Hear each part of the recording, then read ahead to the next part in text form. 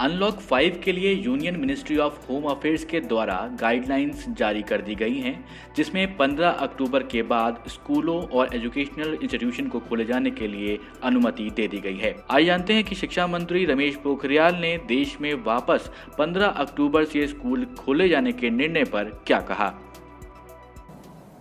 गृह मंत्रालय ने स्कूलों को खोलने के लिए 15 अक्टूबर से राज्यों पर छोड़ा है और राज्यों को ये कहा गया है कि वो परिस्थितियों को देखते हुए और चरणबद्ध तरीके से स्कूलों को वो खोल सकते हैं। और उन स्कूलों को खोलने में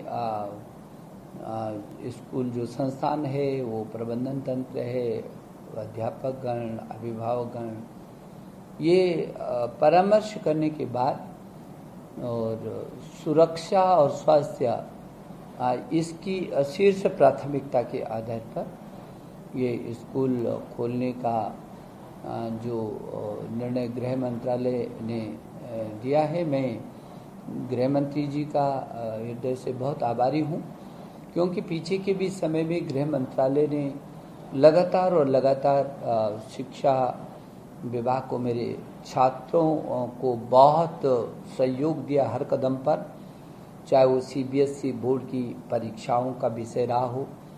गृह मंत्रालय ने, स्वास्थ्य मंत्रालय ने पूरा हमारे छात्र छात्राओं की सुरक्षा की दृष्टि से हमको मदद किया है, चाहे वो फाइनल परीक्षाओं का विषय रहा हो, चाहे जेईई मेंस का विषय रहा हो, चाहे नीट की परीक्षाओं का रहा हो, चाहे जेईई एडवांस का रहा हो। तमाम ऐसी जो परीक्षाएं थी जो बच्चों के भविष्य से जुड़ी थी, उन सभी परीक्षाओं को कराने में, कॉपियों को जांचवाने में गृह मंत्रालय ने एक कदम आगे बढ़ कर के जो छात्रों को मदद किया है। मैं हृदय की गहराइयों से देश के शिक्षा मंत्री होने के नाते मैं गृह मंत्री जी का बहुत आभारी हूँ। प्रधानमंत्री जी का आशीर्वाद लगातार हमको मिला है।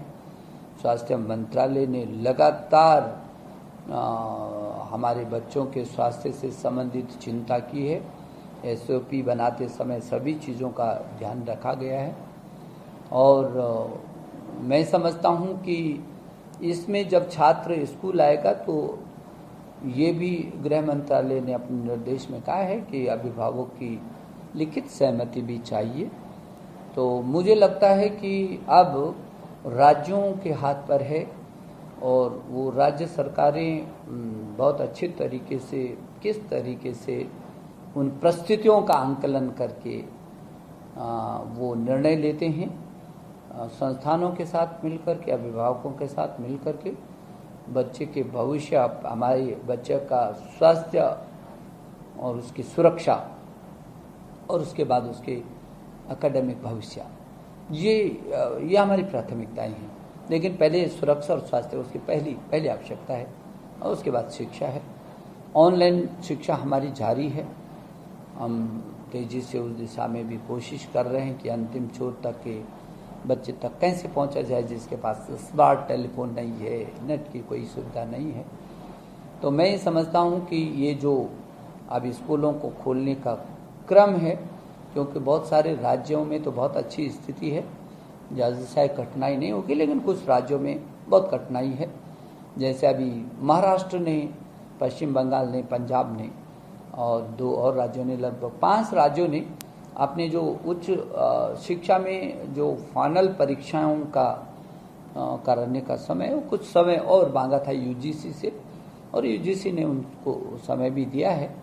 तो यूजीसी ने जो अपना जो नया सत्र है वो 1 नवंबर से शुरू करने का मन बनाया हुआ है।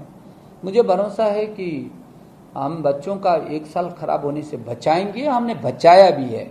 और आपने देखा है कि जिस तरीके से जेईई और नीट में और जेईई एडवांस की परीक्षाओं में बहुत सारे लोग, पता नहीं कौन विरोध कर रहे थे, मुझे तो आज तक भी समझ में नहीं आया, क्योंकि छात्र तो परीक्षा देना चाहते थे, उसका प्रमाण भी मिला और सुरक्षित तरीके से मुझे लगता है कि दुनिया की कुछ देशों की प्रमुख, दुनिया में दूसरे तीसरे नंबर की इस कोरोना काल में सबसे बड़ी परीक्षा कराने का हमको मौका मिला और हमारे छात्रों ने बहुत मजबूती से पूरे आत्मविश्वास के साथ उस परीक्षा का मुकाबला किया।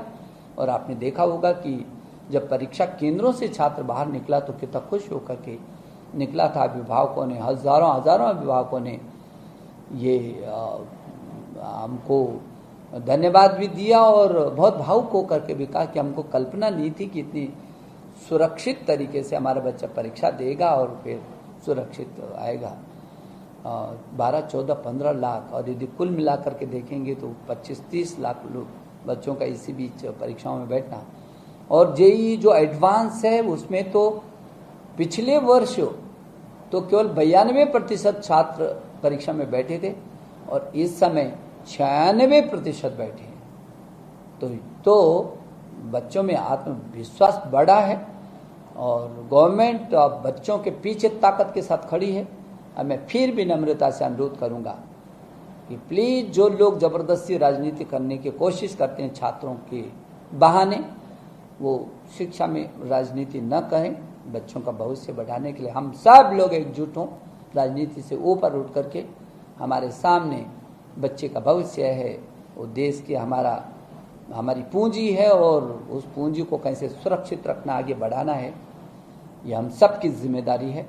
राज्यों से भी मेरा लगातार संवाद हो रहा है और मुझे भरोसा है कि राज्य और केंद्र मिल करके इस बड़ी कठिनाई में, जबकि पूरी दुनिया कोरोना के महासंकट से होकर के गुजर रही है, ऐसे वक्त पर जो मेरे देश का 33 करोड़ छात्र और छात्राएं हैं, इनका भविष्य है। ये तो अमेरिका की कुल आबादी से भी अधिक है इस देश का छात्र और छात्रा है। तो उसका भविष्य कैसे करके हम सुरक्षित रख सकते हैं, मैं छात्र छात्राओं आपको भी मैं शुभकामना देता हूं और मुझे भरोसा है कि आप इन परिस्थितियों का मुकाबला करेंगे और हम अपने वर्ष को जाने नहीं देंगे।